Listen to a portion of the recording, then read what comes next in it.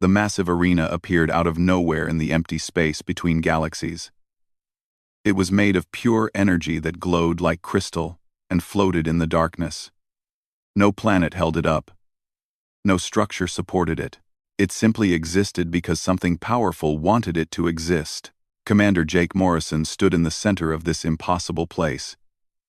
He wore his standard Earth military uniform, dark blue with simple rank badges on the shoulders. Around him stood beings from 1,000 different worlds. Each one looked different from the next. Some had scales, some had fur, some were made of light or gas or things that Jake could not even name. Every species that traveled through space had received the same message 3 days ago. The message did not come through radio or computers. It came directly into the minds of every living thing that could think. The words burned themselves into memory, impossible to forget or ignore. The message was simple. Send your greatest warrior to the coordinates provided. Come alone. Failure to appear would result in the complete destruction of your entire species. Jake was not humanity's greatest warrior. He knew this. There were stronger soldiers, smarter generals, braver pilots. But Jake had been stationed at the edge of human territory when the message arrived. He was close to the meeting point. Someone had to go, and he was available. So they sent him. He was 42 years old. His hair was starting to turn gray at the sides. His face had lines from years of service. He had fought in 3 different wars on colony worlds. He was good at his job, but nothing special. Just another officer doing his duty. To his left stood a creature called Carthex. It was nearly 8 feet tall, covered in thick scales that looked like metal armor. Its people, the Draxians, had conquered 40 different star systems through war. Carthex was their champion, undefeated in 1,000 battles. To his right was something that looked like living fire. Its name was Zintara, and it came from inside a dying star. Its body was made of superheated plasma that made the air shimmer with heat. When it moved, reality itself seemed to bend around it. These were the champions, the strongest, the smartest, the most deadly warriors from each civilization. And then there was Jake, who was just a regular guy who happened to be in the wrong place at the wrong time. The arena started to shake. Not physically, but in some other way that Jake could feel in his bones. The space around them began to twist and fold. The temperature dropped so fast that frost formed on the metal parts of his uniform. The other warriors stepped backward. Jake watched as Carthex, who had never retreated from any battle, took 3 steps back. The scales on his body were rattling, making a sound like fear. Zintara's bright plasma body grew dim and flickered like a candle in the wind. All around the arena, the champions of 1,000 worlds showed the same reaction. They were afraid. Jake stayed where he was.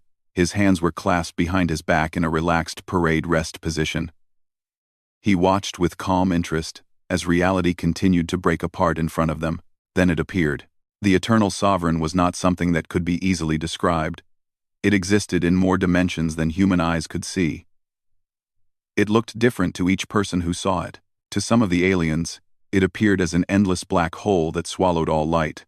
To others, it was a mountain of teeth and claws and screaming mouths. To others still, it was their worst nightmare given form and substance. To Jake, it looked like a vast shadow that had weight and presence. It was darkness, but darkness that was alive and thinking and watching. The voice came not through ears but directly into the mind. It was the sound of stars dying, of civilizations ending, of time itself running out. "I am the Eternal Sovereign," the voice said. Each word hit like a physical blow. "I have ended civilizations with a single thought. I have watched galaxies burn because I commanded it. I existed before your stars were born. I will exist long after they turn cold and die." The gathered warriors fell to their knees. Some were crying. Others could not move at all, frozen in pure terror. Their bodies and minds simply shut down when faced with this overwhelming power. Carthex, who had never bowed to any enemy, pressed his face against the floor. Zintara's plasma body collapsed into a small, dim ball of light. Jake tilted his head slightly to one side. He looked at the Sovereign the way someone might look at an interesting puzzle or a strange piece of art. His expression did not change. His breathing stayed steady and calm. The Sovereign's attention swept across the arena.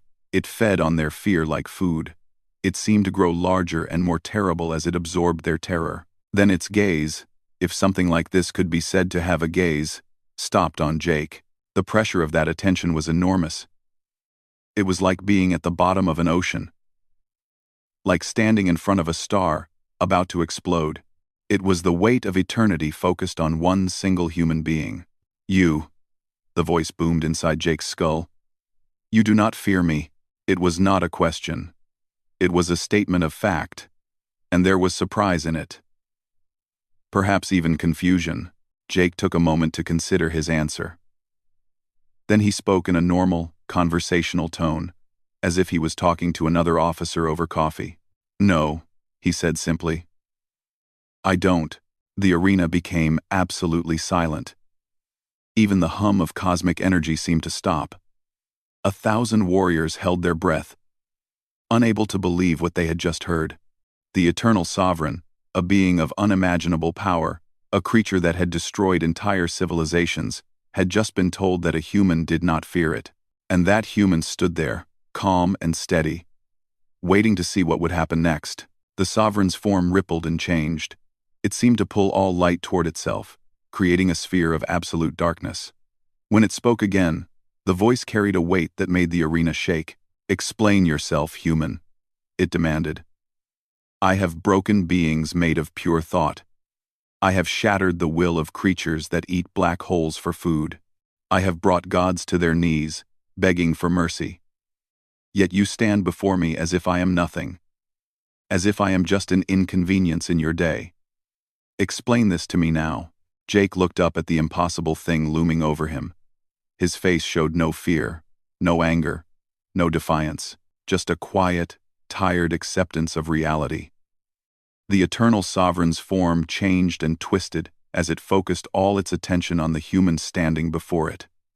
The other champions did not dare to even look up. They kept their eyes fixed on the floor, their minds screaming with instinctive terror. Every survival instinct in their bodies told them to run, to hide, to do anything except stay in the presence of this terrible being. But there was nowhere to run.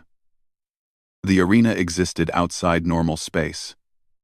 There were no exits, no escape pods, no way out except through the will of the Sovereign itself. Explain yourself, human. The words carried a weight that could crush mountains. I have broken the minds of beings who existed as pure thought for 1,000,000 years. I have shattered the will of creatures who feed on the energy of black holes. I have made entire species extinct with less effort than you use to breathe.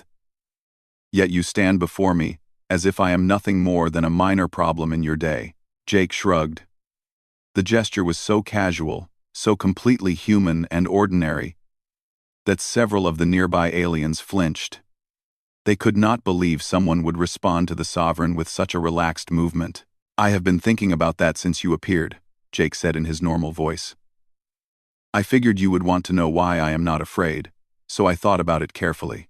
Speak then, the Sovereign commanded. Fear is about loss, Jake began, speaking slowly like a teacher explaining something to students. When we are afraid, it is because we might lose something important. We fear death because we will lose our lives. We fear pain because we will lose our comfort and health. We fear the unknown because we might lose control of our situation. Everything we fear comes down to losing something we want to keep. He paused, looking up at the impossible being that loomed over him.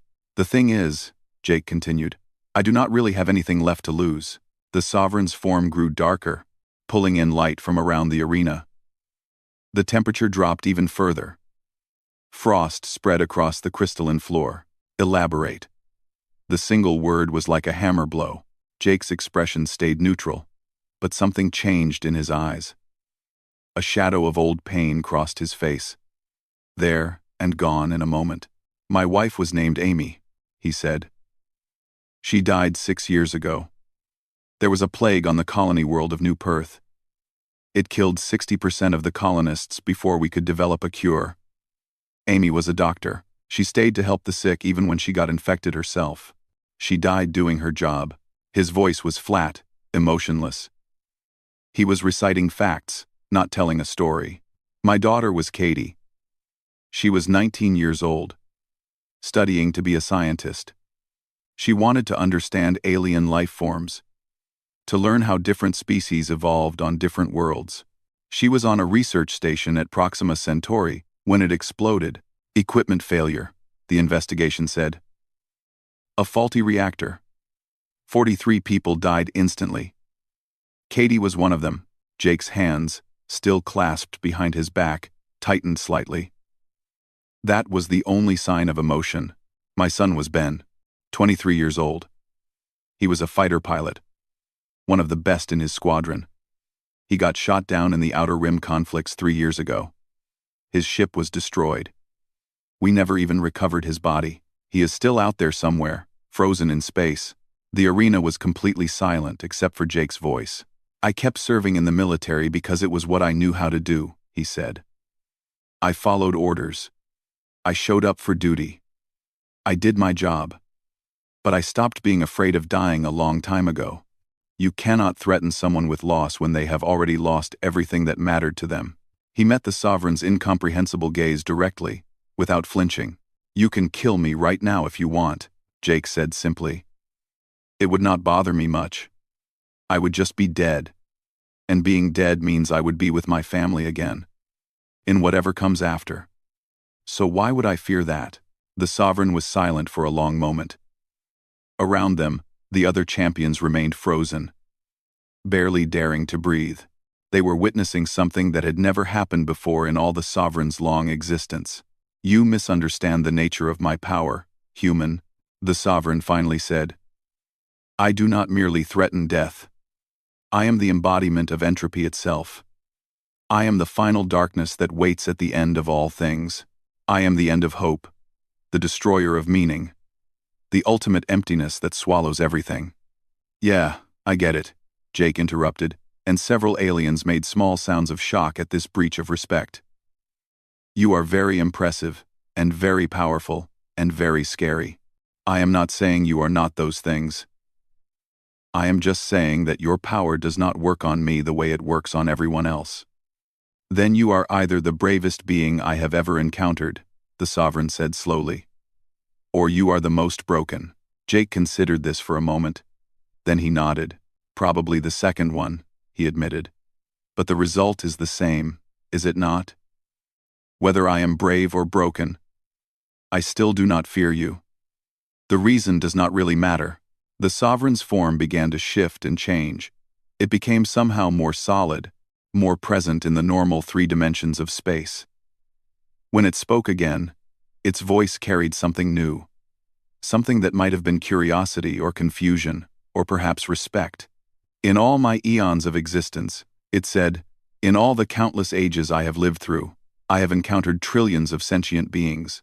Every single one of them feared me. Every single one of them broke before my power.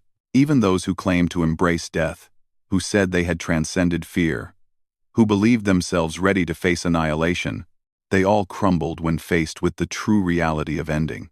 The Sovereign paused, and for the first time since it appeared, it seemed uncertain. But you, it continued, you are different. You are not merely unafraid of death. You are something else.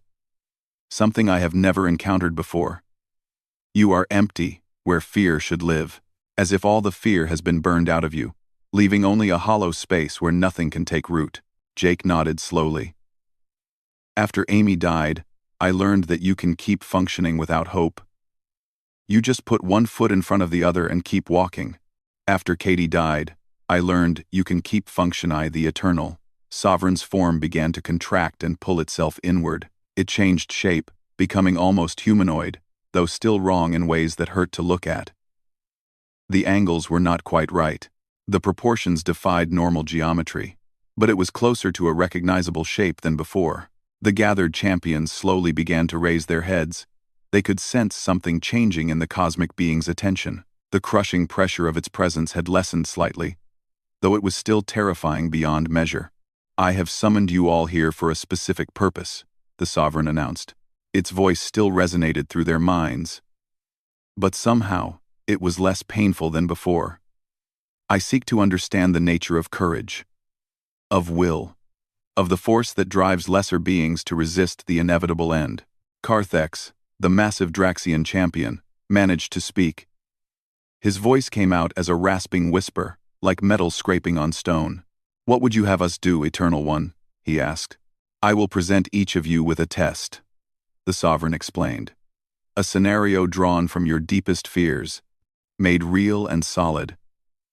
Those who can resist for even a single moment will earn their species a reward beyond measure.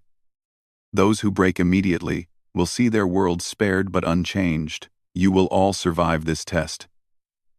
That is not the question. The question is how long you can endure." The sovereign's attention turned back to Jake. The weight of its gaze was like a physical thing pressing down on him. "But you, human, present a unique problem for me," it said. "You have no fear for me to exploit. You have no terror I can use against you. Therefore, your test must be different from all the others." Jake waited, his expression calm. "I am listening," he said. "I will restore them," the sovereign said simply. Jake's expression did not change, but something in his entire body shifted. It was small, almost invisible, but it was there. A sudden tension, like a wire being pulled tight. "What?" he asked. His voice was very quiet. "Your wife, Amy Morrison," the sovereign said.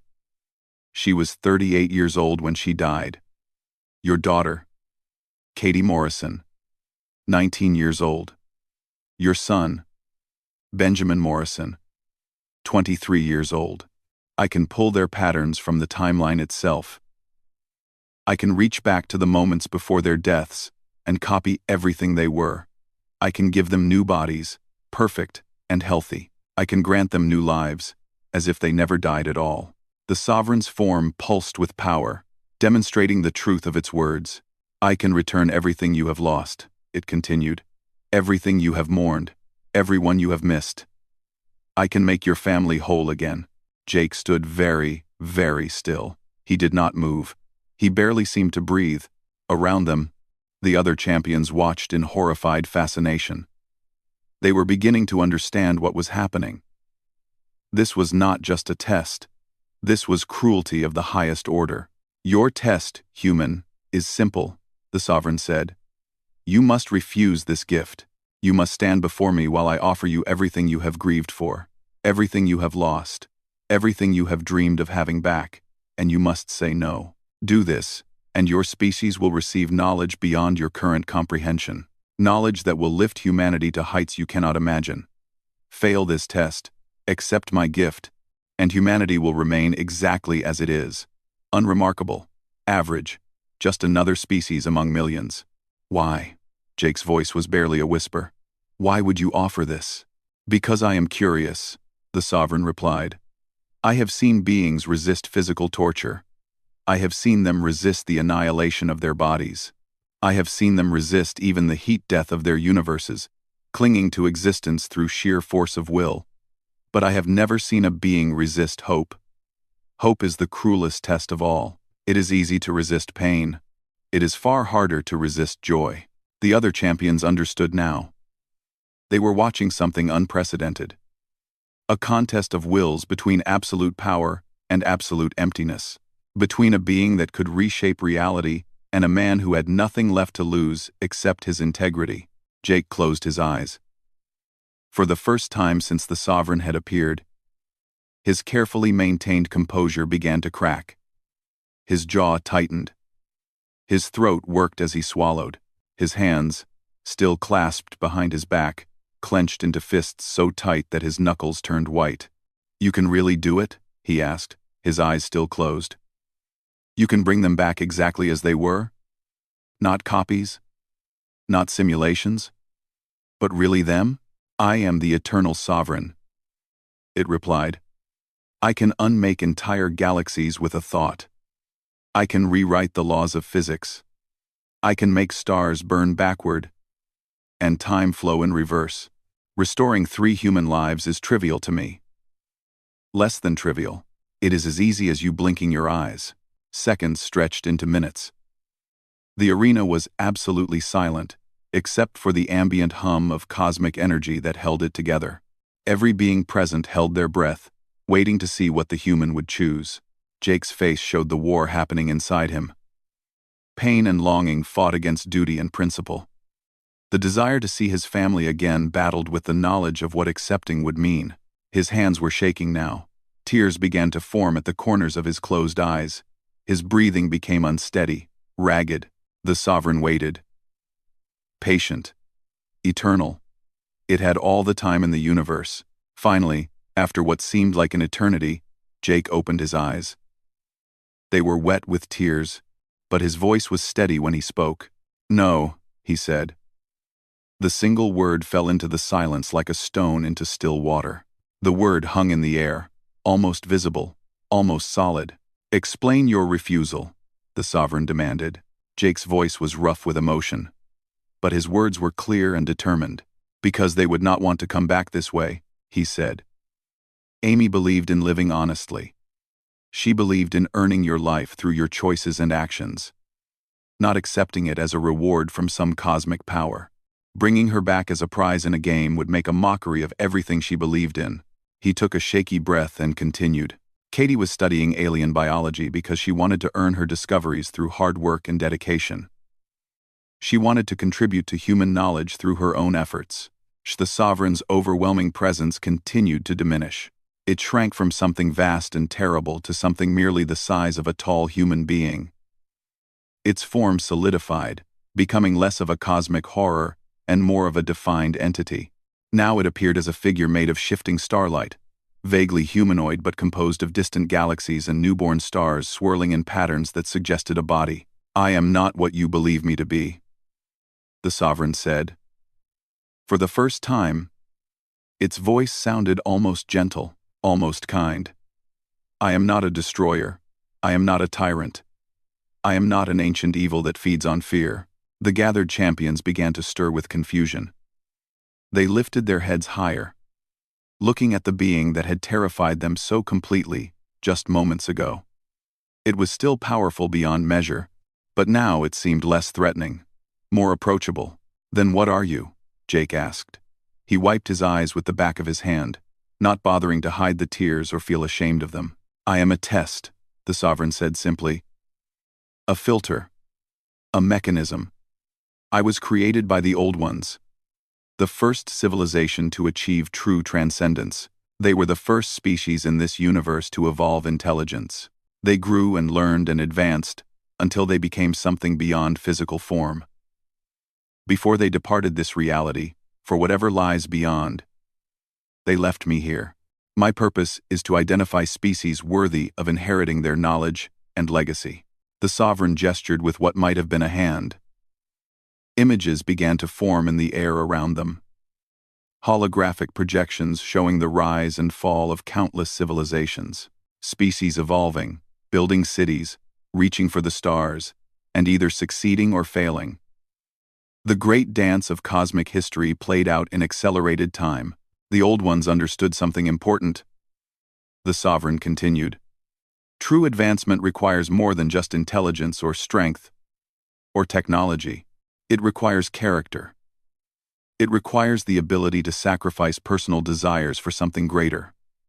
It requires integrity that holds firm, even when no one is watching." The images continued to flow around them. Jake watched as civilizations rose to greatness and then crumbled. He saw species reach the stars only to destroy themselves through war or greed or carelessness. They knew that any species capable of reaching the stars would eventually face a choice, the sovereign explained. A choice between individual desire and collective good, between personal gain and universal benefit, between the easy path and the right path. They created me to test for this, to find the species that would make the right choice even when it cost them everything. Carthex found his voice again.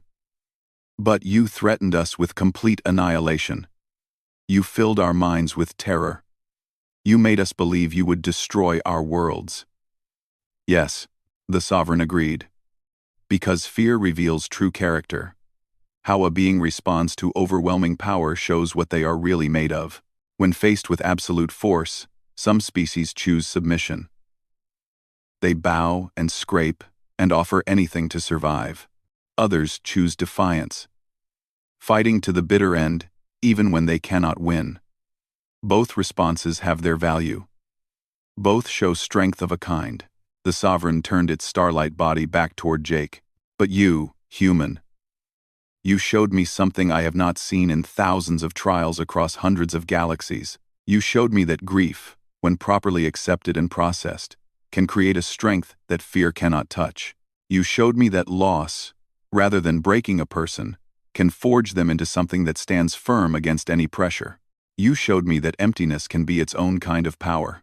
I am not special, Jake protested. There are billions of humans. Plenty of them have lost more than I have. Plenty of them have suffered worse. Plenty of them have kept going despite their pain. Precisely, the Sovereign said. And now there was something like warmth in its voice. You are not unique among your species. You said it yourself. You are average. Unremarkable. Just another officer doing his job? And that is what makes this result so remarkable. The entity expanded slightly, but this time its presence was not crushing or terrible.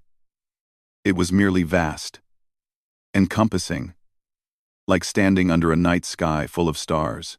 If an average human, broken by loss and carrying the weight of grief, can still choose integrity over desire, can still honor principles over personal happiness, can still put duty before comfort, then what might your species be capable of when you are whole, when you are united, when you achieve your full potential and work together toward a common goal?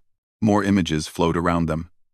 This time they showed human history, the good and the bad, the triumphs and the failures, the moments of greatness and the depths of cruelty, cave paintings and stone tools advancing to computers and starships, wars and peace treaties, art and science, love and hate, the full spectrum of human experience.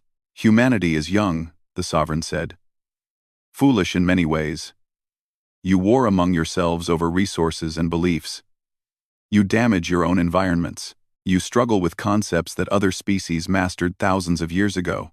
You repeat the same mistakes generation after generation. Jake nodded slowly. Yeah, we are a mess. I will not argue with that. We have a long way to go. But you also possess something rare. The Sovereign continued. Something precious. You create beautiful art from painful experiences. You find humor, even in the darkest situations. You choose to hope even when hope seems irrational and foolish. And in your best moments, you sacrifice everything for principles you hold dear. Even when no one is watching. Even when there is no reward. Even when it costs you everything you love. The Sovereign's form began to pulse with gentle light, like a heartbeat made visible. Commander Jake Morrison, it said formally. You have passed the trial. Not through fearlessness, which is merely the absence of emotion. Not through bravery, which is just fear that has been overcome, but through something far more valuable. You have demonstrated that humanity, even in its brokenness, even in its grief, even in its most average and unremarkable representatives, possesses the moral core necessary for true advancement. So what happens now? Jake asked. His voice was tired but steady. Now, the Sovereign said, your species receives the gift that the old ones left behind. The Sovereign raised both of its starlight hands, the arena filled with soft, warm light. It was not the harsh burning light of a star, but something gentler and more complex. It looked like information made visible, like knowledge given form. The old ones left behind everything they knew, the Sovereign explained. The complete sum of their civilization's learning. Physics beyond anything your scientists have dreamed of. Medical science that can cure any disease and injury. Energy systems that draw power directly from the fabric of space and time. The Sovereign continued its explanation, while the rivers of light and knowledge flowed around them like living things. The knowledge will be released gradually over the course of several centuries, it said, It will come to your scientists and engineers as breakthroughs and discoveries. They will believe they achieved these insights through their own brilliance and hard work. In a sense, they will be correct. The knowledge will only flow to minds that are prepared to receive it and understand it properly. Jake watched the patterns of light swirl and dance. He could not understand what they represented, but he could sense the vast amount of information contained within them. Centuries of advancement, compressed into pure data, waiting to be unlocked. Your scientists will make discoveries that seem to come from nowhere, the Sovereign explained. Sudden insights that solve problems they have struggled with for years. New theories that explain mysteries of the universe. Technological breakthroughs that appear almost by accident. But it will not truly be random or accidental. It will be this gift, releasing itself piece by piece as humanity grows ready for each new level of understanding. The Sovereign turned to address all the assembled champions, not just Jake. Your species will also benefit from humanity's achievement, it announced. The trial is now complete. Those among you who stood before me with courage, however brief or incomplete, have shown your worth. You will all receive gifts proportionate to the strength of will you displayed. Some will receive more, some less, but all will receive something of value. Carthex, the massive Draxian warrior, slowly rose to his feet. He bowed his huge scaled head toward Jake. The human stood strongest among us all, he said, his voice filled with respect. He faced not fear but hope, and still refused. This is just. This is right. We all saw our deepest terrors made real. He saw his deepest wish offered freely, and turned it away. There is no comparison between our trials and his. Zintara's plasma form brightened in agreement. We trembled before power. He remained unmoved before love. Our test was to resist breaking. His test was to resist healing. He deserves what he has won for his people.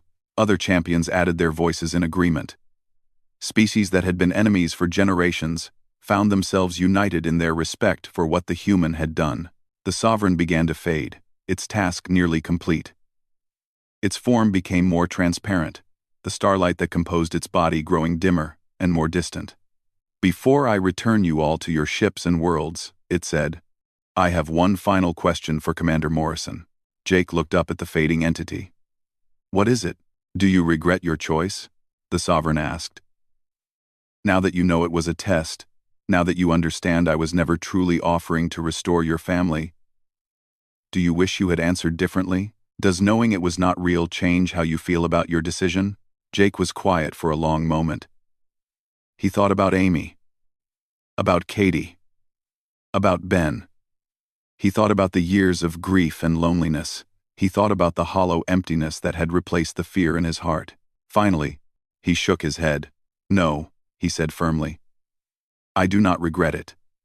I made the choice that honored who they were and what they believed. That does not change just because it turned out to be the right answer for other reasons as well. The reason I refused was not because I knew it was a test. I refused because accepting would have been wrong. That is still true regardless of anything else. And if I were to offer again now, the Sovereign asked, not as a test, but as a genuine gift, a reward for passing the trial, would your answer be different? Jake's breath caught in his throat. His hands clenched again. For a moment, the old pain flashed across his face. Raw and real, but his answer came without hesitation. No, he said quietly. They lived their lives. They made their choices. They died. And those deaths meant something. Even if what they meant was unfair and painful, bringing them back now would be about easing my pain, not honoring their memory. It would be selfish. It would be about me, not about them. So no, my answer would still be no, even if the offer was real. The Sovereign was silent for a long moment. Then it spoke one final time, its voice filled with something that might have been admiration. You are truly unshaken, Jake Morrison. Not because you feel no pain, but because you have learned to carry pain without letting it control you. Not because you have no desires, but because you can set aside desire when principle demands it, not because you are strong, but because you have found strength in your very weakness. The entity's form was barely visible now, just a faint shimmer of distant starlight. May your species treasure what you have won for them. May they use it wisely. May they become all that you have shown they can be. And then, the sovereign vanished completely. The arena dissolved around them. Jake found himself back aboard the Horizon, standing in the observation deck where he had been when the summons first arrived. His crew rushed toward him, shouting questions all at once, their voices overlapping in their excitement and concern. Jake held up one hand for silence. They quieted immediately, recognizing the look on their commander's face. "We need to send a message to Earth Command," he said quietly. "Priority Alpha. Something just happened that will change everything for humanity. Something big. They need to know immediately." As his crew scrambled to establish communication with the home system, Jake walked slowly to the large viewing window. He stood there, looking out at the endless field of stars that surrounded the ship. Somewhere out there, his family had lived and died. Somewhere out there, humanity was about to begin a journey toward something greater than they had ever imagined. And he, Jake Morrison, average in every measurable way, had stood unshaken before cosmic power and chosen integrity over happiness. He touched the cold window gently. His reflection ghosted back at him against the backdrop of stars.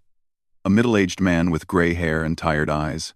"I hope I made you proud," he whispered to the memory of his wife, his daughter, his son. "I hope, wherever you are, you understand why I had to say no. I hope you know it was because I loved you, not in spite of it." The stars offered no answer. They never did. But somehow, standing there in the quiet moment before his crew finished their work and the chaos began, that was enough. In the centuries that followed, humanity would tell the story of Jake Morrison many times. Some versions would add dramatic details that never happened. Some would simplify the events into easy morality lessons. Some would make him into a hero larger than life. But the truth, preserved in the official records and passed down by those who sought to understand what really occurred, was both simpler and more profound than any legend. An average man, broken by loss and carrying impossible grief, had faced impossible power and made the hard choice.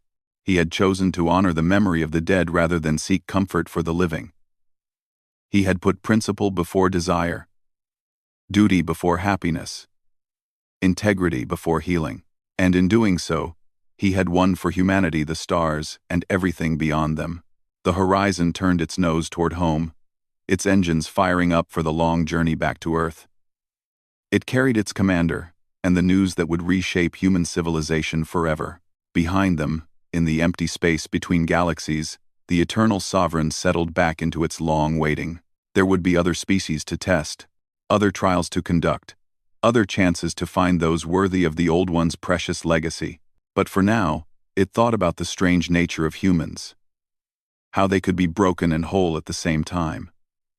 How they could carry grief like armor, turning pain into strength. How they could stand unshaken not because they feared nothing, but because they had learned to function without hope and found power in that empty space. It would be interesting, the sovereign reflected, to see what humanity became over the coming centuries. What they would build with the knowledge they had earned. What heights they would reach with the gift that one ordinary man had won for them. The future was unwritten. But for the first time in a very long time, the eternal sovereign felt something almost like optimism. Jake Morrison stood at the window of his ship, watching the stars slide past as they accelerated toward home. He did not know what the future held. He did not know how humanity would use the gift they had been given, but he knew he had made the right choice. And for a man who had lost everything, who had been empty for so long, that knowledge was enough. It was more than enough. It was everything. Itself. Philosophical frameworks for building societies that can last forever. Social structures that prevent war and suffering. The complete roadmap to becoming a civilization that can survive and thrive until the heat death of the universe and beyond. The other champions stared in wonder at the flowing rivers of light and data. They understood now what humanity had won. They understood the magnitude of the gift that this one human had earned for his species through his refusal to accept personal happiness. However, the sovereign's voice became serious and stern. This knowledge comes with great responsibility. You cannot simply be given godlike technology and infinite wisdom. You must earn it. You must integrate it slowly. You must understand not just how these things work, but why they exist and what they mean. Jake nodded slowly. That makes sense. If you just gave us all that power at once, we would probably destroy ourselves within a year. We are not ready for it. Exactly correct, the sovereign agreed. E did not want things handed to her. She wanted to achieve them herself. Another breath. The tears were flowing freely down his face now, but he did not wipe them away. And Ben, his voice cracked slightly on his son's name. Ben flew into that fight knowing the risks. He knew he might die, but he went anyway because he believed in protecting people who could not protect themselves. He believed in sacrifice for a greater cause. He died a hero, doing what he thought was right. Jake straightened his shoulders, standing at full attention despite the tears on his face. Bringing them back as prizes in some cosmic game would turn their deaths into transactions, he said firmly. It would change them from tragedies into bargaining chips. It would make their lives and deaths into currency, and I will not do that to them. I will not dishonor their memories that way, even if it means I never see them again, even if it means I carry this pain for the rest of my life. His voice grew stronger with each word. They lived good lives. They made their choices. They died for reasons, even if those reasons were unfair and cruel. But those were their lives. Their deaths. I have no right to change that, not even to ease my own grief. So, no. I refuse your gift. The sovereign was silent for a long moment. Then, impossibly, it began to shrink. NG, without joy. You just focus on the immediate task in front of you. After Ben died, I learned you can even function without a future. You just live in the present moment, doing whatever needs to be done right now. That is not truly living, the sovereign observed. That is merely existing, going through the motions. Sure. Jake agreed. I will not argue with that. But it is enough. It gets me through each day. And at the end of each day, I am still here. Still doing my job. That is all I need. The sovereign seemed to consider this. Its form pulsed with strange energies. Most beings cling to life with desperate strength, it said. They fight against the end with everything they have. They rage against the dying of the light. But you do not care if the light dies or not. I care about doing my duty, Jake corrected. I care about following my orders. I care about protecting the people under my command. But I do not care about my own survival. There is a difference. Yes, the sovereign said quietly. There is indeed a difference. And it is a difference that changes everything. I have been thinking about that, Jake said. Since you appeared, I have been trying to understand it myself. I figured you would want an explanation. I think I know why I am not afraid. Then speak, the sovereign commanded. Tell me why you, alone among all these mighty warriors, do not tremble before my power. Jake glanced around at the other champions, still on their knees, still shaking with terror. Then he looked back at the sovereign. I will tell you, he said quietly, but I do not think you will like the answer.